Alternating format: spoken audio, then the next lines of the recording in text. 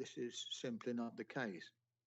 Also, by artificially elevating the new houses to avoid the possibility of them flooding, there is no way the vista at the top of the road will not be adversely altered, as suggested by the planning officer, as they will then tower above the existing houses.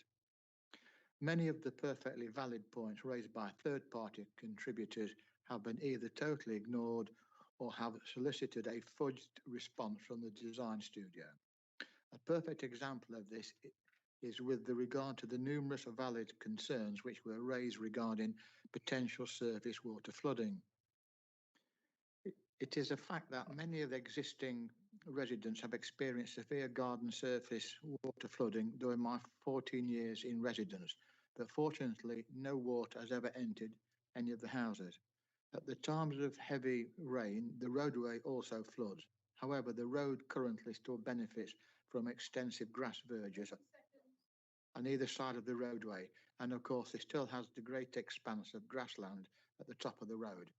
Both of these areas of grassland currently provide superb natural soakaways, without which there would be little doubt that the localised flooding would have been more severe. No assessment has been made of the proposed building site and the surrounding area regarding the potential for flooding relative to other sites in the town plan, which is a fundamental requirement that needs to be considered in the current government's guidelines before. Thank you. Well, I have to abide by the rules like everybody else. Unfortunately, I didn't get to the end of his submission, but I think you clearly got a flavour of what the gentleman was had to say. Okay, so I'll now ask Mr. Richard Leggett if you address the members, and as you're probably aware, you're allowed 3 minutes, and you'll be given notice when you have 30 seconds left. In your own time, please.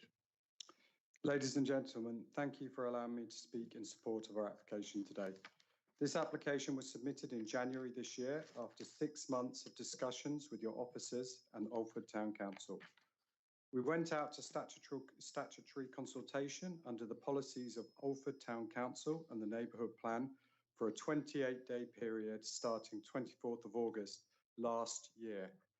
We were unable to hold a public meeting due to the COVID restrictions, but ran a thorough consultation accepted by your officers as being in full legal compliance with the Alford Neighbourhood Plan.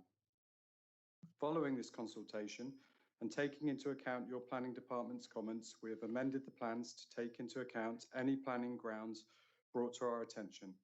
This application is purely in outline form with all matters reserved.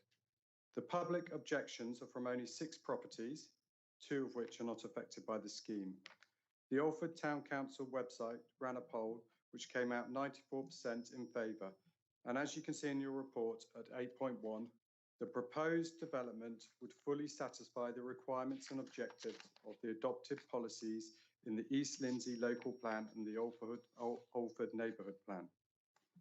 Your officers also accept in 7.5 the location is appropriate as defined in the same 2 plans.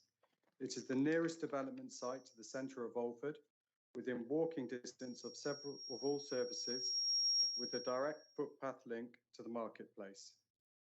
7.19 confirms there are no technical impediments to the development of the site, with no statutory consultees raising any planning objections. Paragraph 2, Part B of the Alford Plan also confirms this site helps redress the geographical imbalance in the settlement, in that it is within the immediately adjoining, the settlement, in that it is within and immediately adjoining the main body of the settlement and within the area shown for development in paragraph 3 of the Alford Town Plan policy documents. This field was a historic part of our farm at Strubby, and now due to the increase in size and complexity of agricultural machinery, it is almost impossible to farm efficiently. Town centres, footpaths and farming do not mix well. It should also be taken into account that historically planning had been granted for this site, but because of the economic climate then, they were never constructed. I would ask you therefore to accept your officer's recommendation and approve the application in front of you today. I'm happy to answer any questions you may have. Thank you. Thank you, Mr. Leggett. Right then, colleagues, Mr. Leggett is there, so who wishes to ask any questions of him? Really? I am struck dumb. No questions of Mr. Leggett? No? Okay, well, just wait with bated breath then, Mr. Leggett, right. Okay, I'll open this now to debate. Who's going to open the batting?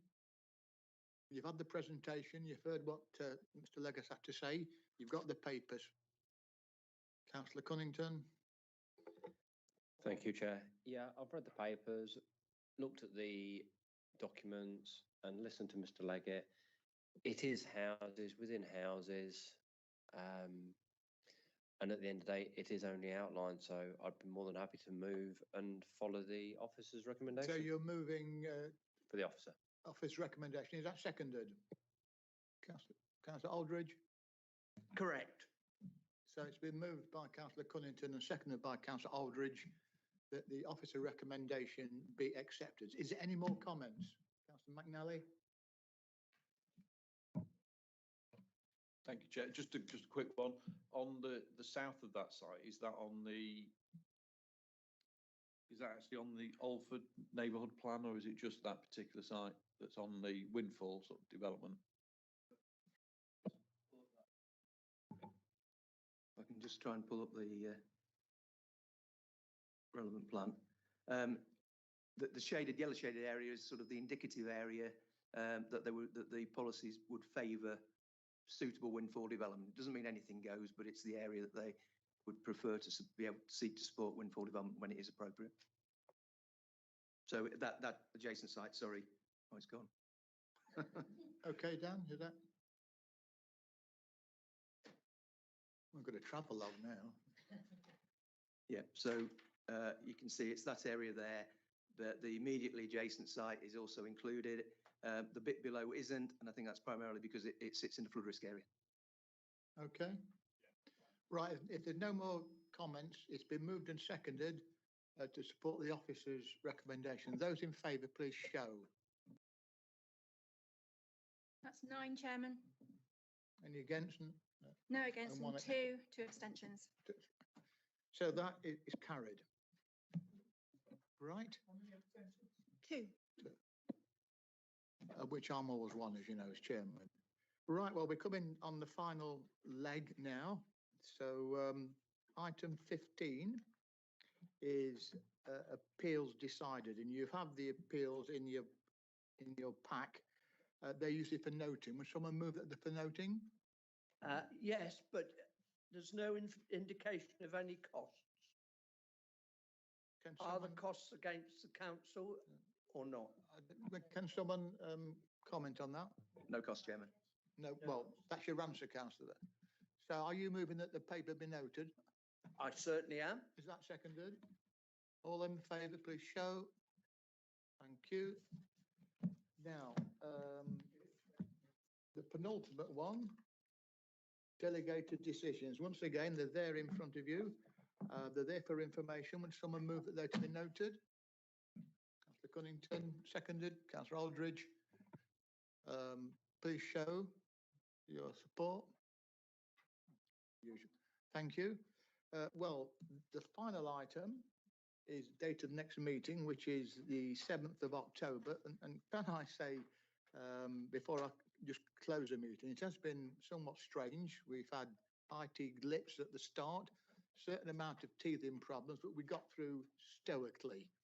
So can I say thank you for your forbearance, and hopefully we'll see you all next time.